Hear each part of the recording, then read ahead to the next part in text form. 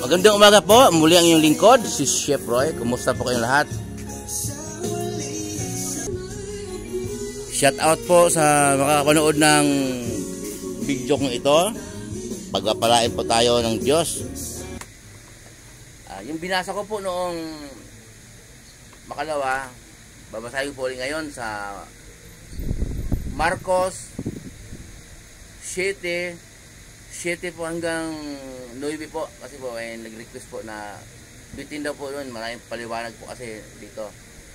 Pakinggan po ninyo, babasahin po muli ng lingkod sa Marcos 7 hanggang 9 po. Walang kabuluhan ang kanilang pagsamba, sapagkat itinuturo nilang galing sa Diyos ang kanilang mga utos. Binaliwala ninyo ang utos ng Diyos at ang sinusunod ninyo mga tradisyon ng mga tao.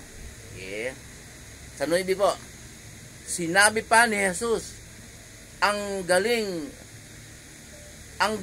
ninyo para lamang masunod ang inyong mga tradisyon. Pinawalang bisa ninyo ang utos ng Diyos. Yan po. Nung binasa ko po ito, nung una kong binasa, sabi ko, patay tayo dyan. Kasi po, kaya ko sinasayang patay tayo dyan, karamihan po sa mga kamag-anak ko, kahit yung mga ninuno ko po, lulu't lula, tradisyon ng mga tao sa sunod, tiyuhin, tiyahin, mga pinsan, sa Cebu, talagang sarado na noon sa tradisyon ng mga tao. Dahil po yung mga naunang turo na namumulot lang ng sarili nila, sarili po nilang kakayanan. Nauna pong sinasabi ng iyong lingkod na ang salita ng Diyos, mababasa natin sa Bible, lalo na ang nais ng Diyos Ama na makapangyarihan sa lahat, ang sundin ang turo ng ating Panginoong Hesus. Ang ating Panginoong Hesus ang pakinggan. Lagi pong inuulit po na yung lingkod na mababasa po natin sa Mateo 17:5, tinig mula sa langit. Ito ang minamahal kong anak na lubos kong kinalulugdan. Pakinggan ninyo siya. Okay? Ang sasabi niyang anak, si Jesus. Pakinggan na natin. So, ang binabasa po yung lingkod, tradisyon daw ng mga tao ang ating sinusunod. Hindi ang utos ng Diyos. Gaya po ng mga mapanood po natin ngayon pagka magbukas ng cellphone, ka-chat ko yung anak ko, tinitingnan ko yung post ng anak ko. Sumasalit po yung mga online na ito anting-anting ni Mang ano ito naman ni Padre ganito, anting-anting mula noong nabigyan ako ng anting-anting sa online, kumuha ako gumanda ang buhay ko, masinso. Ang Diyos po ang magbibigay sa atin ng pagpapala. Si Satanas po pala, marunong din magbigay ng pagpapalang material. Yung kayamanan, dahil para maligaw tayo sa ating pananampalataya, ang Diyos po ang magbibigay ng pagpapala na, ang pagpapala po ng Diyos pala, ang Diyos po magbibigay din ng kaginhawaan yon ayon sa kanyang kalooban. Ang pagpapala po ng Diyos ay pagkalooban kanya ng kaunawaan ng kanyang salita. Okay? Upang makaunawa tayo ng salita niya at ang kanyang kalooban ay ating maunawaan. Banal na Espiritu ang ipapadala ng Diyos na manguna sa atin. Yun ang pagpapala ng Diyos. Mayroon din namang kayamanan. Yung may mga naglilingkod sa Diyos naman na maginhawa. Pero si Satanas po magrunong din magbigay ng ginawa kasaganahan sa buhay. Yung pera, kayamanan, ginto. Okay? Nauna pong sinabi yung lingkod noon na may nagsabi sa akin na pinagpala ko ng Diyos, ang bahay ko 6 million ang halaga. Mga anak ko may pera. Di, pinagpala ko nga ng Diyos dahil pinagkalooban kayo ng kaunawaan, na maunawaan ang kanyang salita, pero hindi dyan nakukuha ang pagpapala ng Diyos. Hindi yan nasukatan.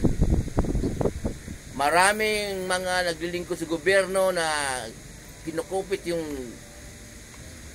pera ng bayan, may rest house sa Tagaytay, may rest house sa Boracay, may rest house sa Baguio. Ang tanong ko sa'yo, sa Diyos ba yan? Di ba? Hindi. Kaya hindi na sukatan yung kayamanan. Mayabang yung iba eh.